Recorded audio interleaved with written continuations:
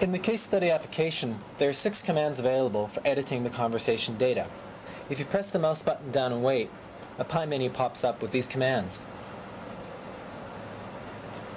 For example, if I want to delete an event, I press down over the event and select delete. If I want to extend an event, I press down at a point to be extended to and select extend. To mark an event as laughter, I press down over the event and select laugh. Similarly, to mark an event to be ignored, I press down over it and select ignore.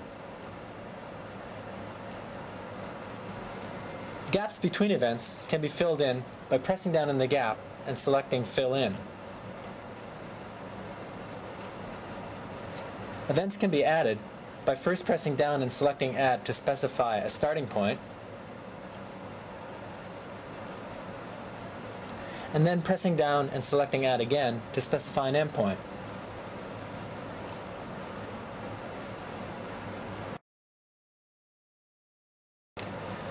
Once you become familiar with the layout of the menu, you can draw marks to trigger these commands. For example, I'll delete this event and this event, and now I'll add an event over here,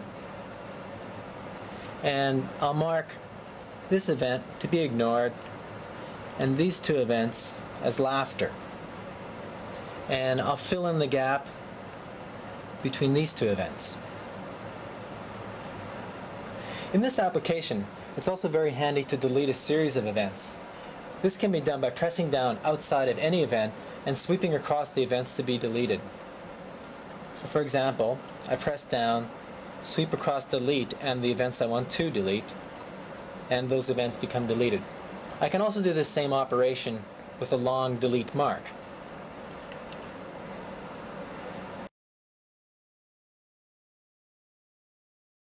You know, that target Just maybe a negative evaluation would not.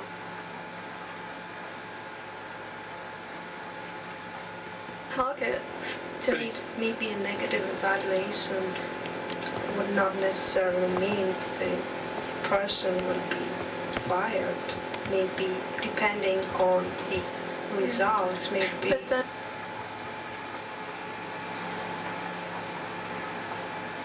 Maybe depending on the results, maybe but then his he will have to go up.